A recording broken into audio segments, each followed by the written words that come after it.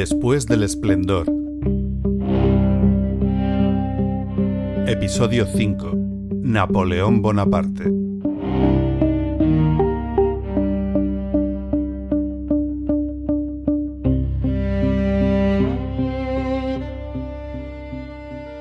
Imagina que tienes 26 años. Has nacido en una isla del Mediterráneo. Tu acento te delata como extranjero.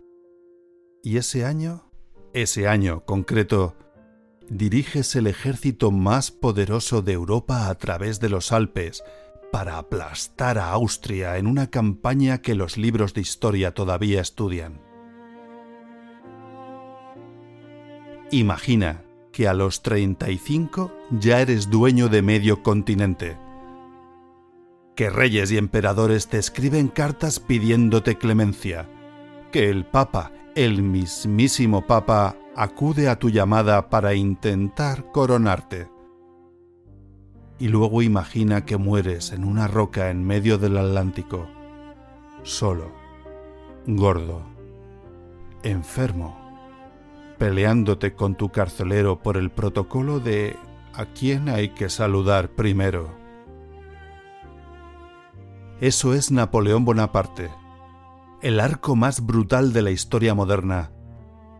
Un hombre que no fue simplemente un conquistador, fue una idea, un experimento, una promesa que el mundo no supo si quería cumplir.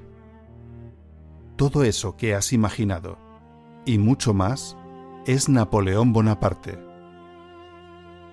Hoy voy a contarte la historia del que podríamos considerar el precursor de la Europa moderna, su ascenso, su esplendor y esas grietas que resquebrajaron su poder hasta hacerlo caer y que no impidieron que su legado continúe presente hoy en día.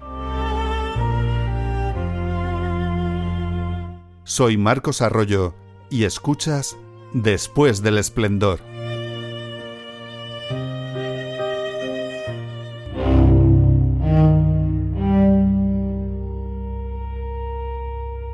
Napoleón Bonaparte nace en 1769 en la isla de Córcega, hijo de Carlo María Buonaparte y de María Letizia Ramolino.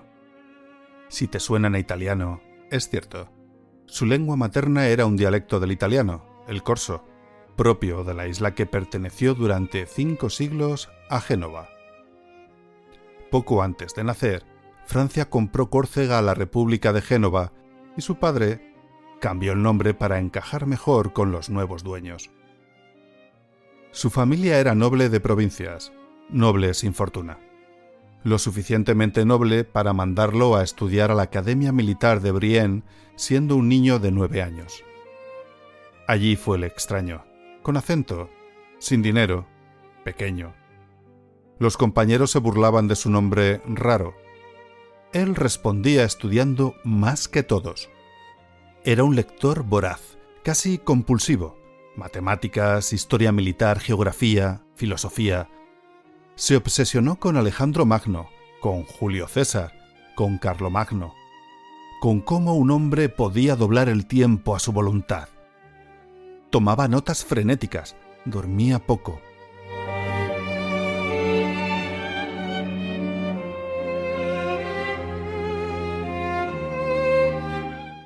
Para entender a Napoleón, hay que entender el caos en el que nació, políticamente hablando. 1789. Estalla la Revolución Francesa. Napoleón es un joven teniente segundo de artillería. Es una época caótica.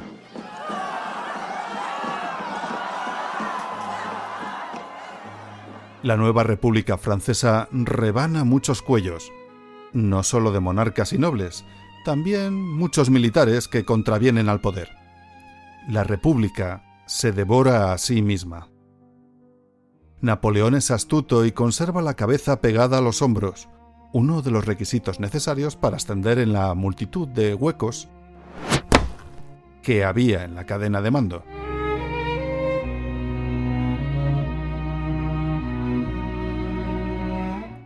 Con 24 años ya es capitán y, tras el éxito de Tolón, llega a general de brigada.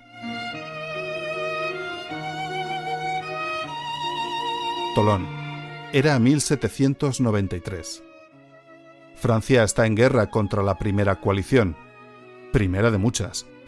En esta ocasión la forman Gran Bretaña, Austria, Prusia, España, Países Bajos y algunos estados italianos. El puerto de Tolón, cercano a Marsella, está tomado por la flota británica y española. Tolón, monárquico, se rebela contra la República y se deja tomar.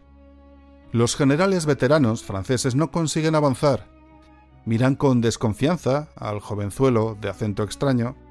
No saben que devora los tratados de estrategia, que adora las matemáticas y que se mira en el espejo de Alejandro Magno, de Julio César o de Carlomagno. Admiten el cambio de estrategia propuesto por Bonaparte. No van a luchar contra los barcos. Ahora simplemente van a hacer que la posición no sea interesante para los invasores. Napoleón toma el cercano promontorio de Leguillet y desde él la artillería destroza el puerto. Los británicos y españoles, sin flota que pueda amarrar, no pueden defenderse. Aún así, el joven capitán no se quedó mirando.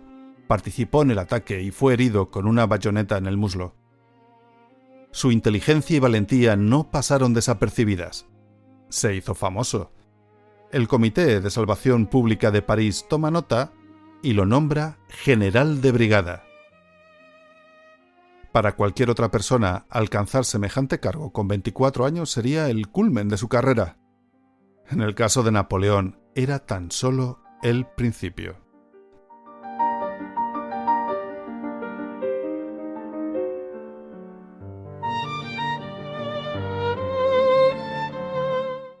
La nueva República Francesa necesitaba oficiales que supieran pensar. El tiempo de los aristócratas con título y sin ideas había pasado. 3 años después, le dan el mando de un ejército hambriento, mal equipado y desmoralizado, en los Alpes.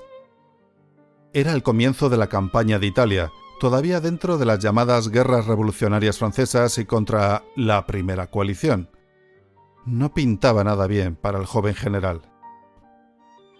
Dicen que cuando llegó, los veteranos se rieron de ese general joven y flaco que venía a mandarles. Lo que no esperaban es el discurso que la historia recuerda así. Soldados, estáis desnudos y mal alimentados. El gobierno os debe mucho y no puede daros nada. Vuestra paciencia y valor os honran, pero no os dan gloria. Yo voy a conduciros a las llanuras más fértiles del mundo. Y lo hizo. En meses aplastó a austríacos y piamonteses en una serie de maniobras vertiginosas. Montenotte, Milésimo, Mondovi, Lodi, una tras otra. Los generales austríacos seguían las reglas del siglo XVIII. Posiciones fijas, batallas ritualizadas, inviernos de tregua. Pero Napoleón jugaba a otro juego. Velocidad, sorpresa, concentración de fuerzas en el punto más débil del enemigo. Los desconcertó por completo. La Primera Coalición se disolvió derrotada.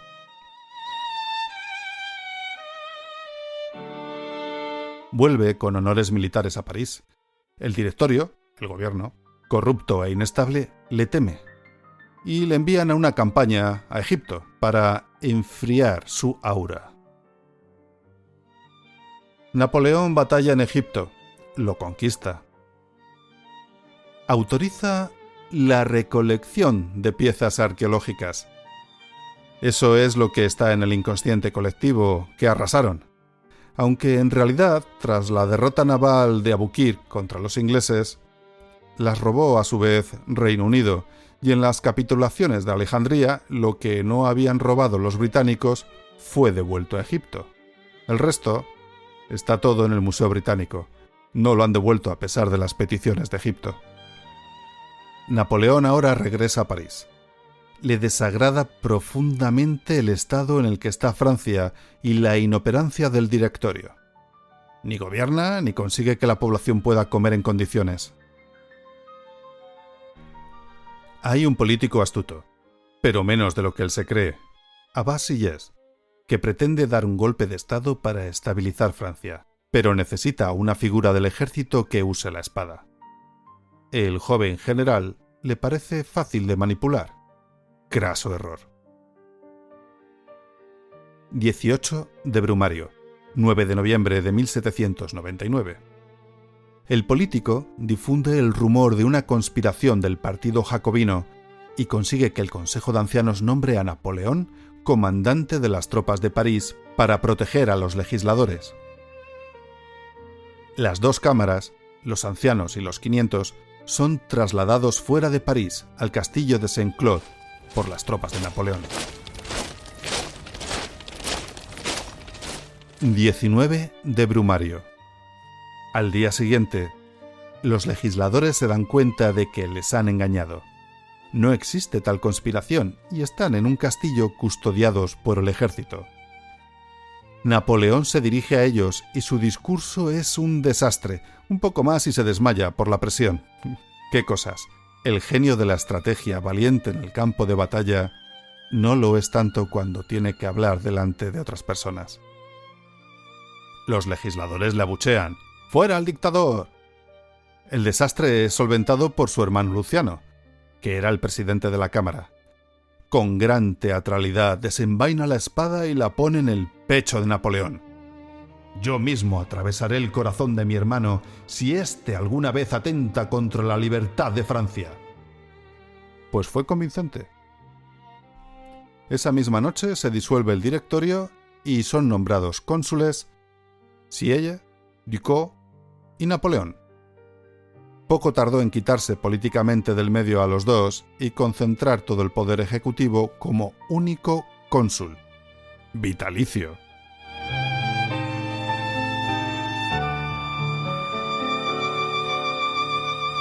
Tras 10 años de inestabilidad, 30.000 guillotinados, incluido el hombre que había firmado la mayoría de las condenas a muerte, Robespierre, la Revolución Francesa es guillotinada a su vez por Napoleón Bonaparte.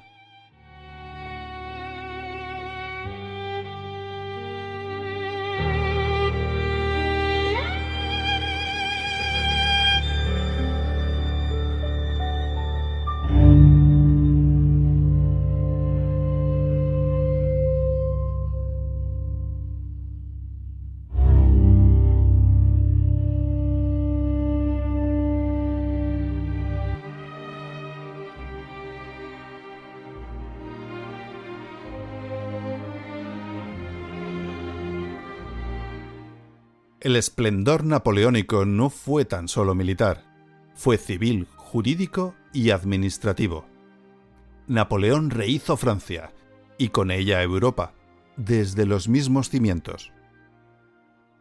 El Código Napoleónico de 1804, un sistema legal racional basado en la igualdad ante la ley, la propiedad privada y el contrato civil, terminó con siglos de feudalismo jurídico. Hoy es la base del derecho de más de 40 países, incluida España, Italia o Hispanoamérica. Cuando firmas un contrato de alquiler o heredas los bienes de un familiar, estás usando, en buena medida, una arquitectura que Napoleón ordenó construir. Creó el Banco de Francia, reorganizó la educación pública con los lycées, institutos que siguen existiendo. Construyó una red de carreteras y canales, modernizó la administración, prefectos, ministerios con competencias claras, registro civil, censo. Era un gestor obsesivo. Se dice que dormía 4 horas, dictaba cartas a secretarios en serie y podía mantener 7 conversaciones paralelas en su cabeza. Sus ministros le temían, sus colaboradores le admiraban y le odiaban a partes iguales. La exigencia de Napoleón llegaba a ser enfermiza.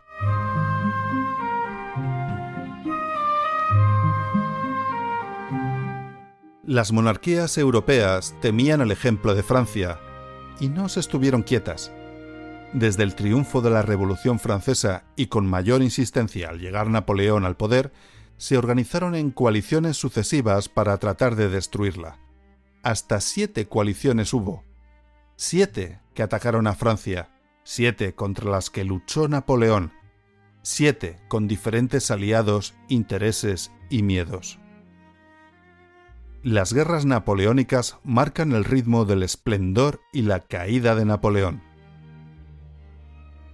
La primera y segunda coalición fueron la palanca necesaria que catapultaron al joven Napoleón en tiempos del Directorio de ser un joven oficial a todo un general venerado por el ejército.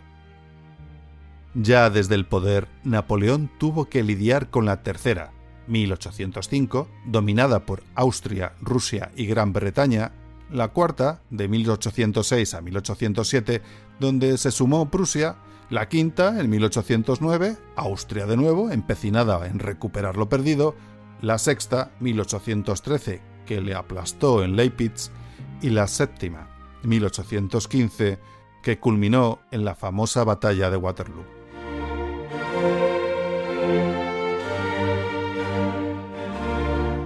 El motor económico detrás de casi todas estas coaliciones era Gran Bretaña.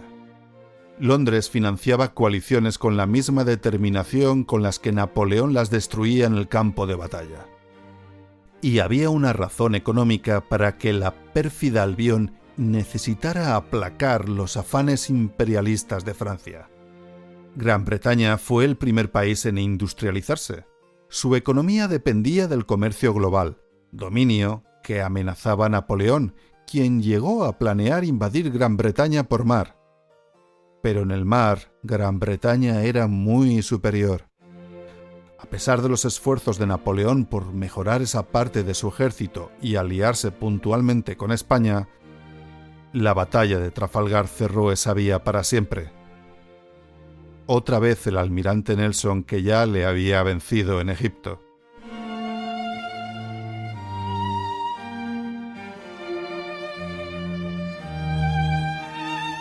La cabeza de Napoleón ni descansaba ni se rendía. Ordenó un bloqueo en todo el continente a Gran Bretaña, pero no logró asfixiarla. Gran error. Obligó a tomar partido a España y a Prusia, que hasta el momento trataban de no involucrarse en exceso. Austria también fue enemigo acérrimo de Francia, el último reducto de la Casa Habsburgo que había dominado Europa desde España y que no concebían que un Mindundi salido de una isla reordenara el viejo continente en su perjuicio. Cada derrota humillante, Ulm, Austerlitz, Wagram, era un insulto dinástico que exigía respuesta. Curiosamente, Napoleón intentó la reconciliación por vía matrimonial.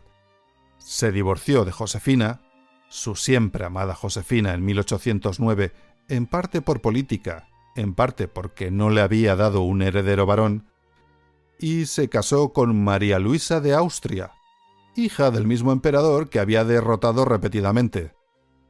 Nunca fue más cierto que la política hace extraños compañeros de cama. Hablando de cama, hay otro frente en el que Napoleón libró campañas con igual intensidad: las mujeres. Y hay que contarlo porque la imagen del conquistador militar eclipsa a menudo al hombre que escribía cartas de ardiente amor a las 3 de la mañana. Normal que solo durmiera 4 horas.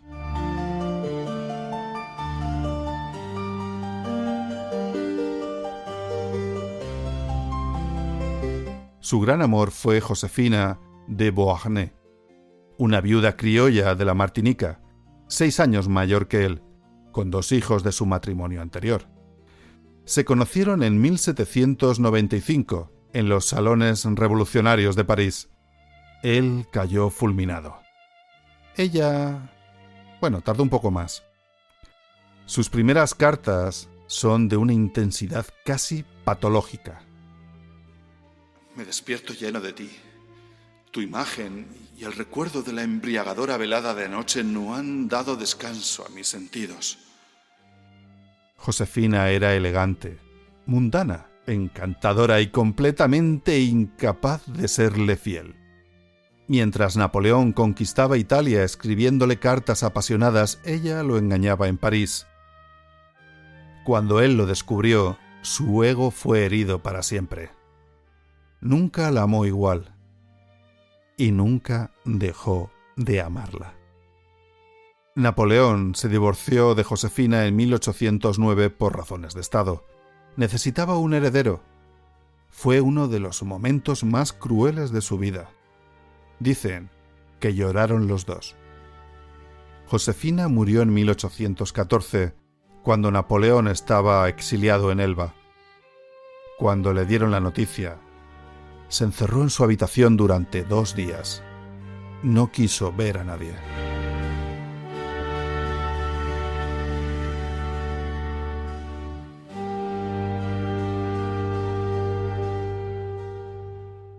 Aún así, Napoleón no era un santo. Tuvo sus aventuras, muchas. Pauline Fouquet, a quien llamaban la Cleopatra de Napoleón, fue su amante en Egipto. Eleonore de Newell le dio un hijo, el primero que reconoció, cuando todavía estaba casado con Josefina. María Waleska, una aristócrata polaca joven y apasionada, que se entregó a él, en parte por amor y en parte con la esperanza de que liberara Polonia, y que le dio otro hijo, Alexandre.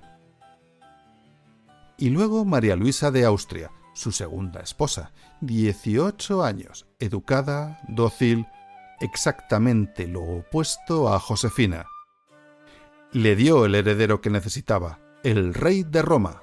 Es el título que se había creado oficialmente Napoleón para su heredero, como los Borbones españoles el príncipe de Asturias. Ese niño que nunca llegaría a reinar y que moriría de tuberculosis a los 21 años en Viena, lejos de su padre exiliado, sin haber llegado a conocer Francia.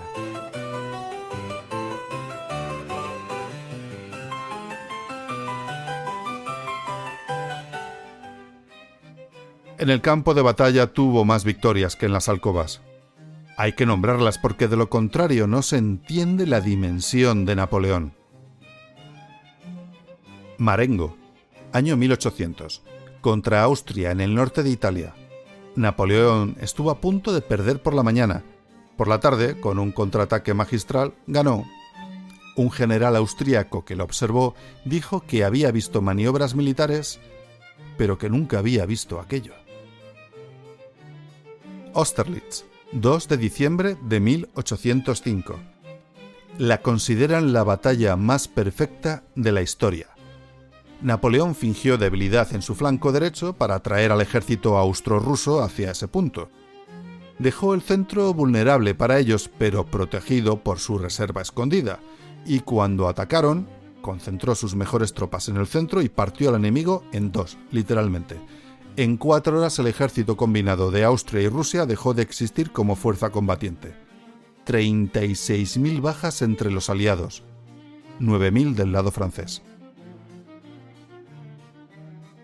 Jena Auerstedt, 1806, Prusia, que había tardado décadas en construir el ejército perfecto de Federico el Grande, deshecho en un día. No en una batalla, en 2 simultáneas. Berlín cayó 13 días después.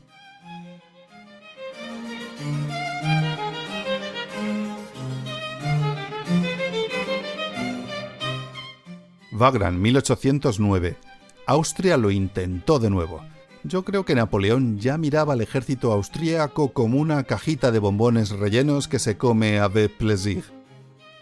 Napoleón cruzó el Danubio bajo fuego enemigo, reorganizó sus fuerzas y aplastó al ejército austríaco en 2 días de combate brutal. El armisticio llegó semanas después.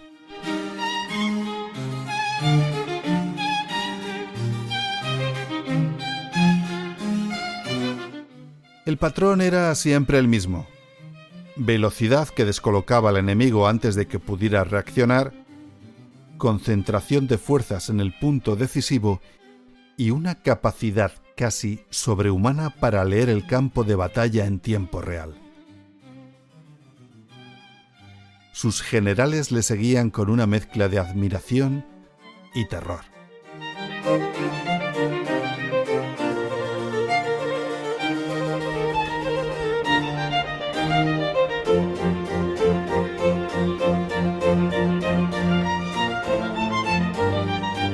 El esplendor de Napoleón en el campo de batalla se adorna con los títulos que se otorga a sí mismo. En el año 1802, Napoleón promulga una nueva constitución. En ella está claro que el puesto de cónsul es vitalicio, pero no se queda ahí. Se autoproclama rey de Francia. La aristocracia está con él. Sus cuellos solo están seguros si hay alguien que los defienda del pueblo. El Papa Pío VII acude a la Catedral de Notre Dame a coronarlo, como era lo habitual en la época. Viaje en vano. Napoleón niega la autoridad pontificia. No hay nadie por encima de él. Toma la corona y se autoproclama Napoleón I, rey de Francia, por su propia gracia.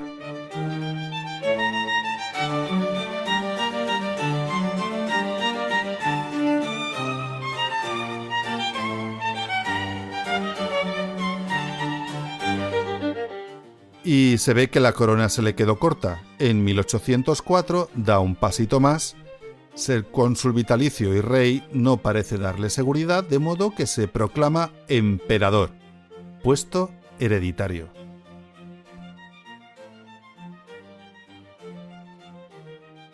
Napoleón, el primer emperador de Francia, es el artífice de una de las grandes transformaciones de Europa. En pocos años, el Sacro Imperio Romano desapareció. Alemania fue reorganizada. Sembró la semilla de la futura reunificación italiana. España, Italia, Países Bajos y parte de Polonia bajo su control. En muchos sentidos, el esplendor de Napoleón consistió en construir involuntariamente los estados modernos europeos.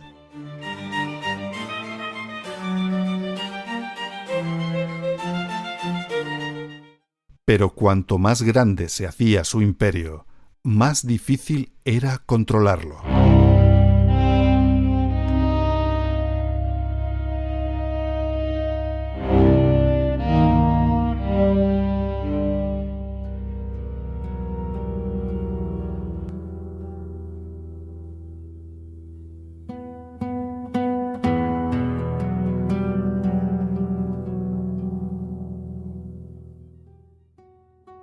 Antes de entrar en las dos grandes grietas que resquebrajaron el esplendor del gran estratega, quiero comentaros algunas otras señales que le debían haber advertido. De hecho, le advirtieron. Lo que sucede es que no lo vio a tiempo. Algunas de ellas fueron victorias. Eylau, febrero de 1807, contra Rusia, en el invierno de Polonia. Una batalla en una tormenta de nieve. Miles de muertos en un campo blanco que se volvió rojo. Técnicamente, Napoleón no perdió. Técnicamente. Pero el coste fue abrumador en vidas y el resultado indeciso, como los egipcios y los hititas, miles de años antes. El médico Lagey escribió que nunca había visto tanta sangre y tanto sufrimiento en un solo campo. Napoleón ganó meses después en Friedland, pero Eylau fue un aviso que él decidió no leer. Y cómo no, la primera derrota clara en campo abierto en Asper-Essling en 1809. Napoleón tuvo un exceso de confianza que le llevó a atravesar el Danubio demasiado rápido. El río rompió sus pontones. El ejército napoleónico quedó dividido a ambos lados del río. El mariscal Lannes, uno de sus mejores generales y amigo personal, murió allí, desangrado, mientras Napoleón sostenía su mano. Y aunque 3 semanas después ganó en Wagram, la confrontación de Aspern le marcó profundamente.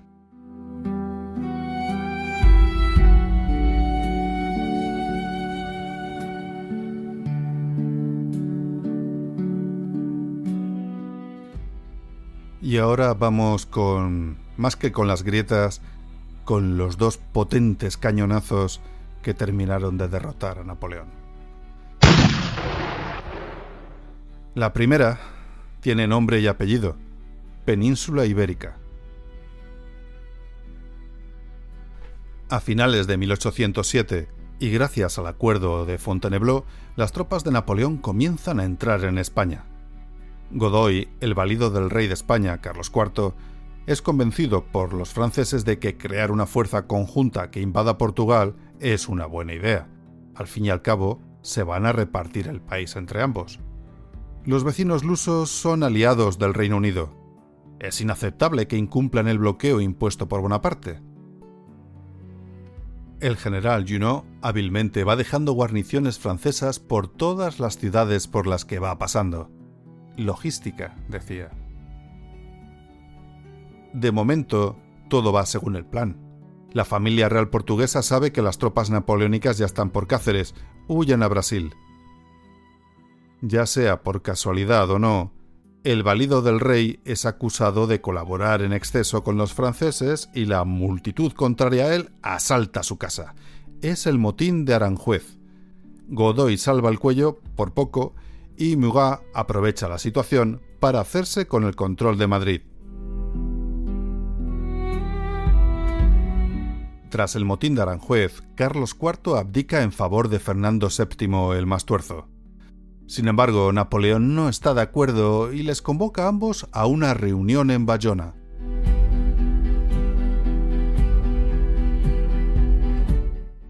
Es abril.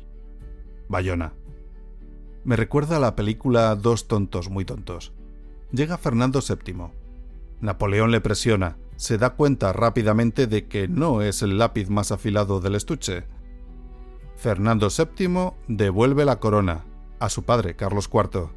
Después aparece Carlos IV y, contento porque vuelve a ser rey y puede seguir dedicándose a holgazanear como buen Borbón, Napoleón le recuerda que no tiene a Godoy para que le haga el trabajo, y al final abdica en favor de Bonaparte. Napoleón está por encima de todo eso. Él es emperador, no se va a rebajar a reinar España, de modo que recupera a su hermano, que era rey de Nápoles, para que pase a ser José I de España. Qué lástima que el denostado Pepe Botella no durara demasiado en el cargo.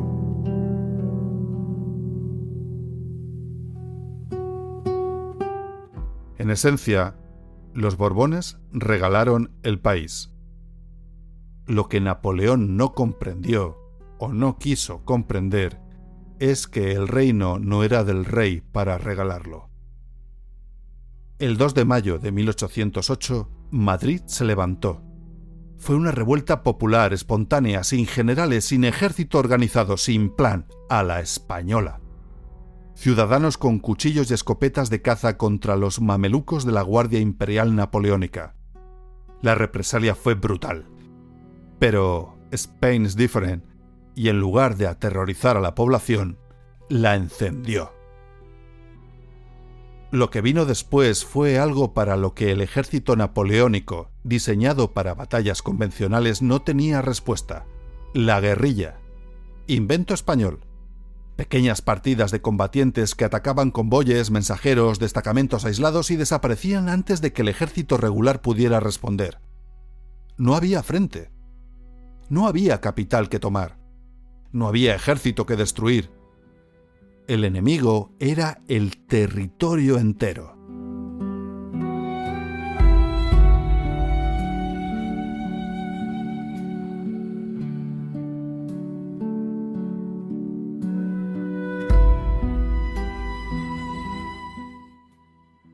Los guerrilleros tenían nombres: el empecinado, Espoz y Mina la guerrillera.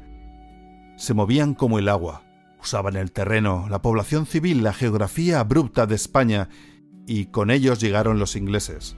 Wellington, que entendió que en España se podía desgastar a Napoleón indefinidamente, y así lo hizo, año tras año, hasta que los franceses se fueron. Durante 6 años, el ejército napoleónico sangró en la península. 300.000 hombres. Generales de primera línea atrapados en una guerra que no entendían. El propio Napoleón lo llamó la úlcera española, pero tardó demasiado en reconocer que era mortal. Por cierto, el general Junot, a todo esto, sí que tomó Lisboa, pero el control francés de Portugal duró hasta que el futuro duque de Wellington desembarcara en la península al comprobar que Napoleón era vulnerable en España.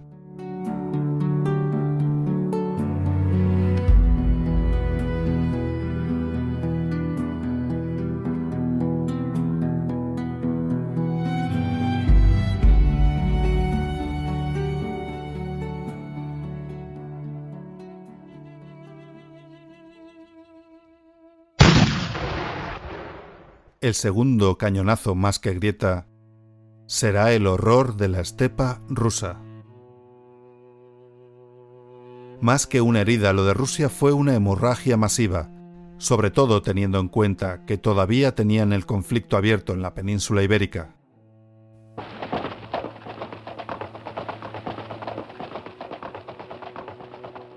En junio de 1812, Napoleón cruzó el río Niemen con la Grande Armée.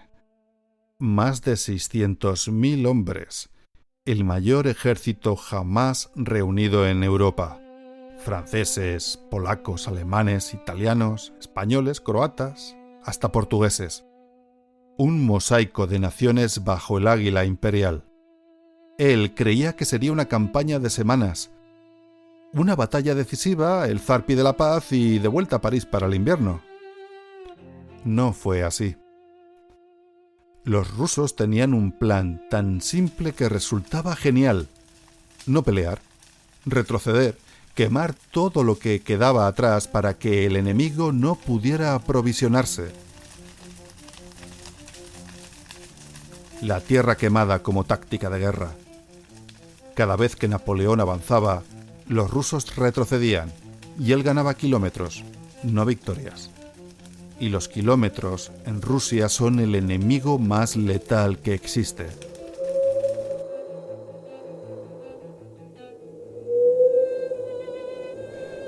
El calor del verano mató a miles en las marchas. La disentería diezmó regimientos enteros. Los caballos morían por millares. Sin caballos no hay caballería. No hay artillería móvil. No hay logística. Y la Grande Armée dependía de todo esto.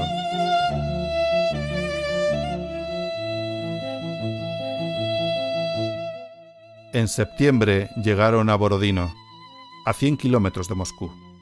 Allí sí hubo batalla. 72.000 bajas en un solo día, entre ambos bandos, en uno de los campos de batalla más sangrientos de la historia. Nadie venció. Fue una carnicería. Aún así, Napoleón tomó Moscú una semana después y encontró una ciudad ardiendo. Los rusos la habían incendiado antes de marcharse. No había víveres, no había cuarteles utilizables, no había nada, solo llamas y ruinas.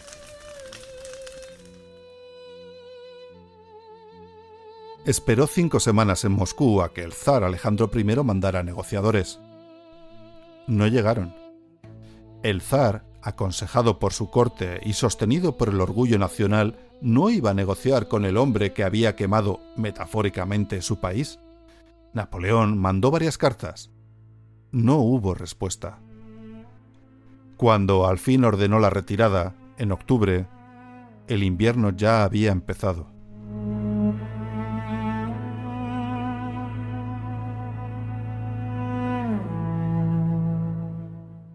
Lo que vino después es uno de los episodios más horrorosos de la historia militar. La retirada de Moscú. El termómetro bajó hasta 35 grados bajo cero. Los hombres morían mientras caminaban, se paraban a descansar y no volvían a levantarse. Los que se separaban de la columna desaparecían. Los cosacos atacaban los flancos día y noche, rematando a los rezagados. Los soldados quemaban los uniformes de sus compañeros muertos para no congelarse. Comieron los pocos caballos que quedaron. Después de los caballos les llegó el turno a los perros, cualquier animal. Cuando no quedaron les llegó el turno a los cuerpos de los difuntos y a los que les faltaba poco para fallecer. La guerra. La maldita guerra.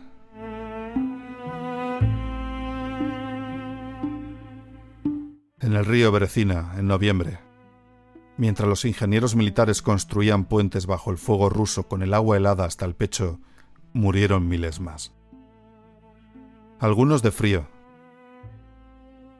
muchos aplastados en la desbandada. Los puentes se incendiaron con miles de rezagados todavía al otro lado. De los 600.000 hombres que fueron a doblegar a Rusia, volvieron menos de 100.000. 500.000 sembró la estepa rusa de cuerpos congelados en poses que el invierno preservaba como esculturas macabras, hasta que la primavera los descompuso. Diciembre de 1812. Napoleón llega a París. Se adelanta al ejército, quiere controlar el relato político, pero no hay nada que controlar. Toda Europa sabe que ha perdido. No hay relato que mejore su posición. Las coaliciones olieron sangre. Él lo sabía. En sus dictados posteriores en Santa Elena reconoció que debería haber firmado la paz en varios momentos, que la ambición se había impuesto sobre el cálculo, que confundió el éxito con la invencibilidad.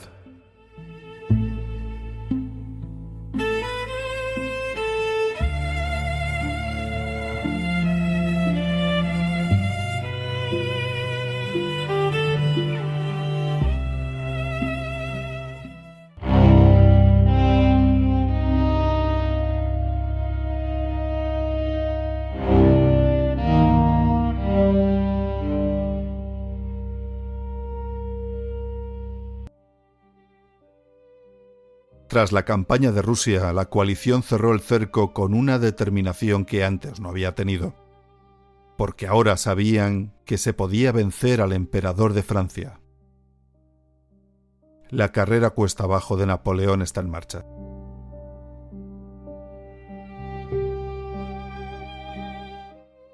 Leipzig, octubre de 1813. La batalla de las naciones. 4 días de combate. Casi 500.000 de hombres de los dos bandos, Austria, Rusia, Prusia, Suecia, Gran Bretaña, todos a la vez. Napoleón perdió. 100.000 bajas entre sus tropas. La retirada fue un caos. Tuvo que hacer volar el puente sobre el río Elster, con miles de sus propios soldados todavía al otro lado. En los meses siguientes, las tropas aliadas entraron en Francia por primera vez. Ganaban batallas tácticas. Napoleón luchó con una habilidad desesperada, pero los números no eran posibles. En marzo de 1814 los aliados entraron en París. Sus propios mariscales le dijeron que era el momento de abdicar. El hombre que había humillado a media Europa firmó su rendición en Fontainebleau. La sexta coalición había vencido. A la sexta va la vencida. Napoleón fue enviado al exilio a Elba, una pequeña isla entre Córcega y la Toscana. Un gesto que tenía algo de ironía cruel. Devolverle a una isla. Le permitieron conservar el título de emperador. Le dieron una guardia de honor y 200 metros cuadrados sobre los que reinar.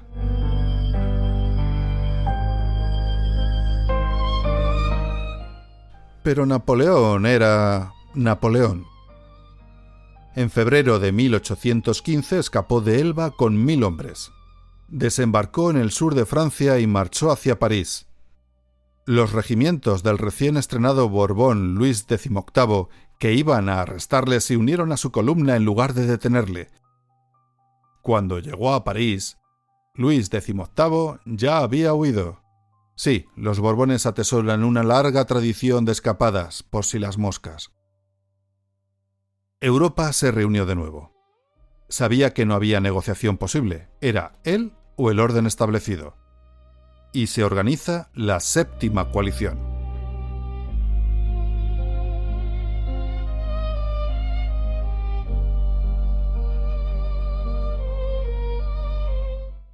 El 18 de junio de 1815, cerca de un pueblo llamado Waterloo, en lo que hoy es Bélgica, Napoleón se enfrentó al ejército inglés de Wellington, y casi lo gana. Si los prusianos de Blücher no hubieran llegado al atardecer. Entonces, quizás. Pero llegaron, y el ejército imperial se disolvió en una derrota que fue también una masacre.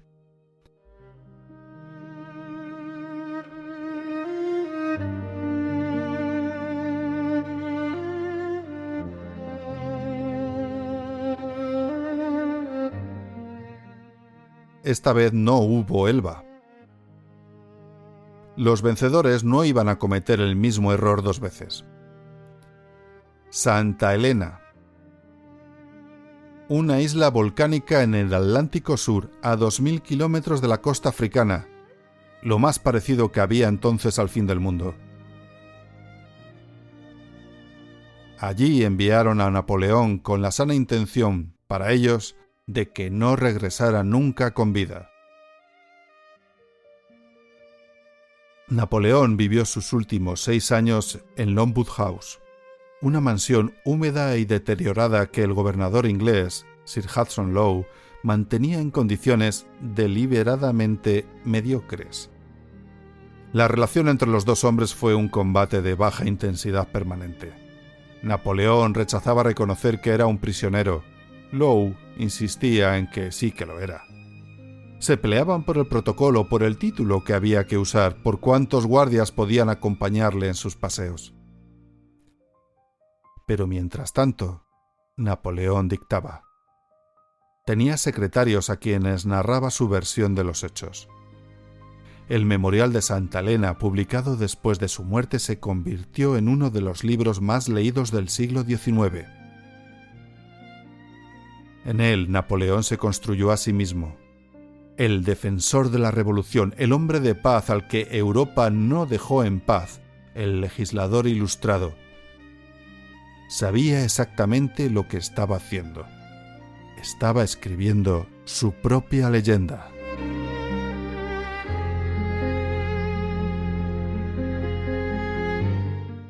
Murió el 5 de mayo de 1821. Tenía 51 años. La causa oficial fue cáncer de estómago, aunque las pruebas apuntan a que le envenenaron. Murió desorientado, con fiebre, pronunciando palabras sueltas en francés e italiano. Sus últimas palabras coherentes según los testimonios incluyeron los nombres de Francia, de su hijo y de Josefina.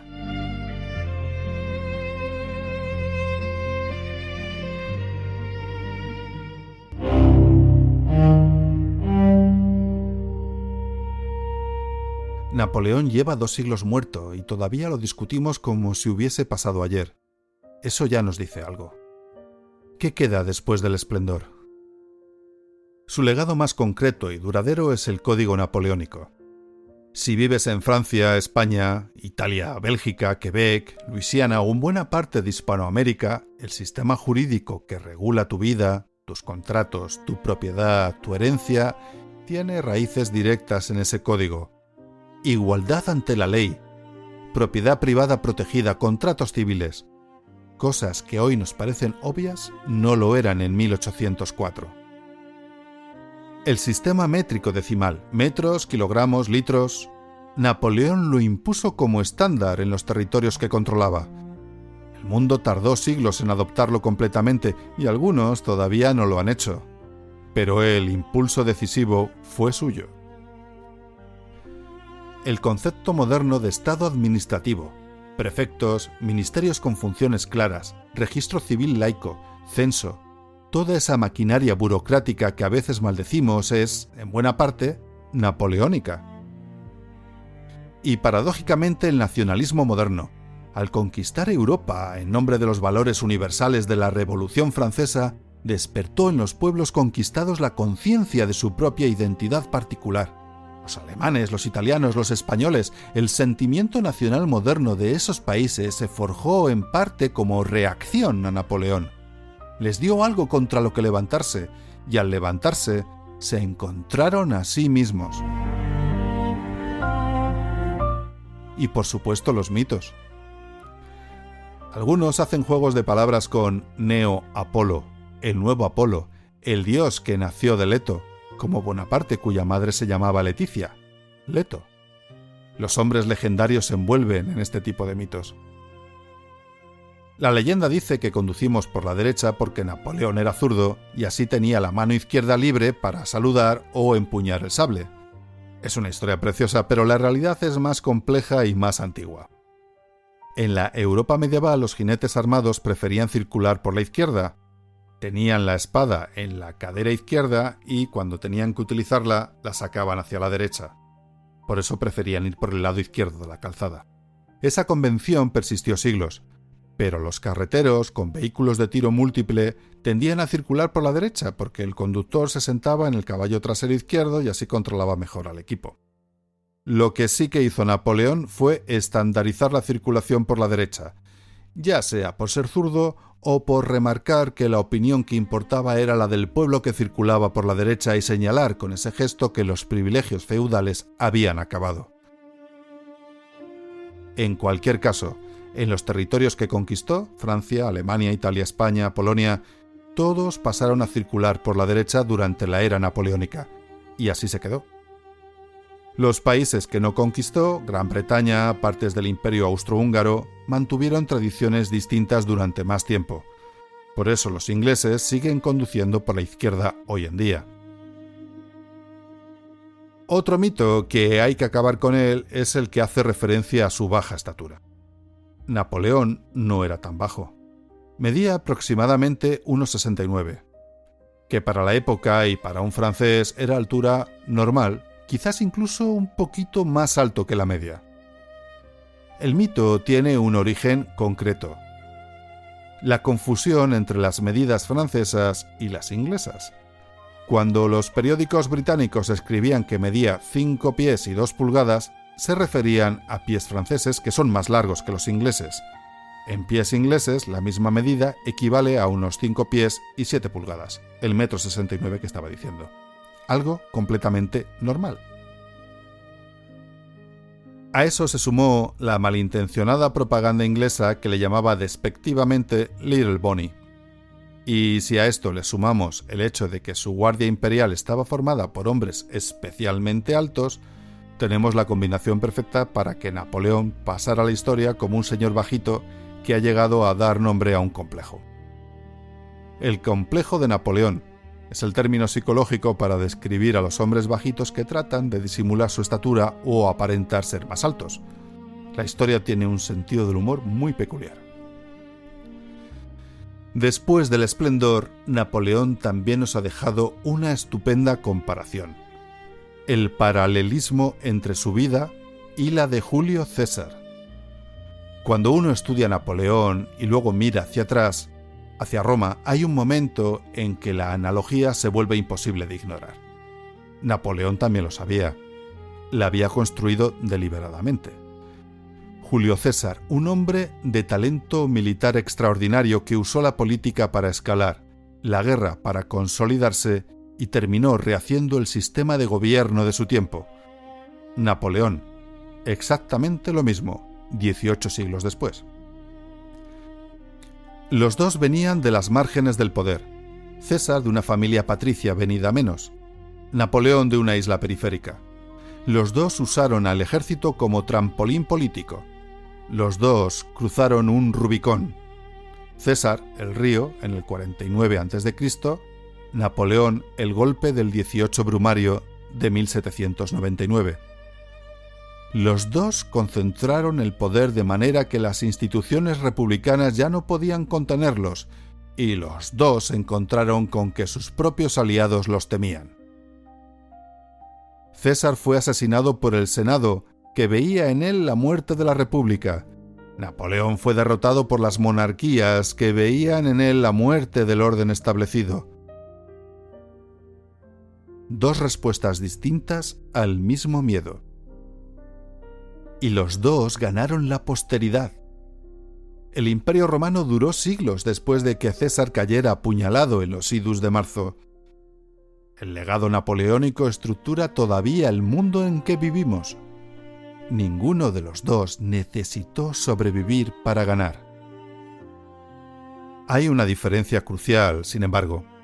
César murió en el centro del poder, rodeado de senadores, en la cima. Napoleón murió en el extremo del mundo, solo, dictando sus memorias a secretarios en una isla que nadie visita. César nunca conoció el exilio. Napoleón conoció dos. Quizás eso sea lo definitorio del carácter de cada uno.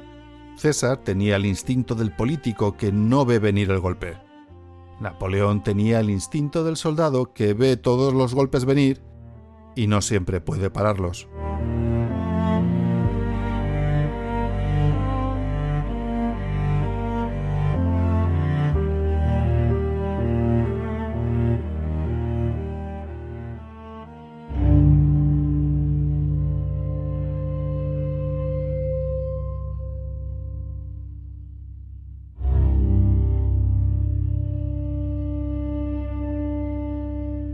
En resumen, Napoleón Bonaparte, un corso hijo de nadie que encontró en la Revolución Francesa la grieta por la que colarse en la historia. Militar de genio, administrador obsesivo, reformador que dejó huellas en el derecho, la educación y el Estado moderno de media Europa. Un hombre que conquistó campos de batalla y corazones con igual intensidad, que construyó un imperio sobre victorias brillantes y lo perdió por guerras que no debería haber empezado. España le sangró durante 6 años con una guerra que inventó el manual de la resistencia popular. Rusia se lo tragó con cientos de miles de hombres en la estepa helada, y el continente entero que había aprendido de él se le echó encima cuando olió su debilidad. Murió en una roca del Atlántico, dictando su leyenda, a los 51 años. 190 años después, seguimos hablando de él.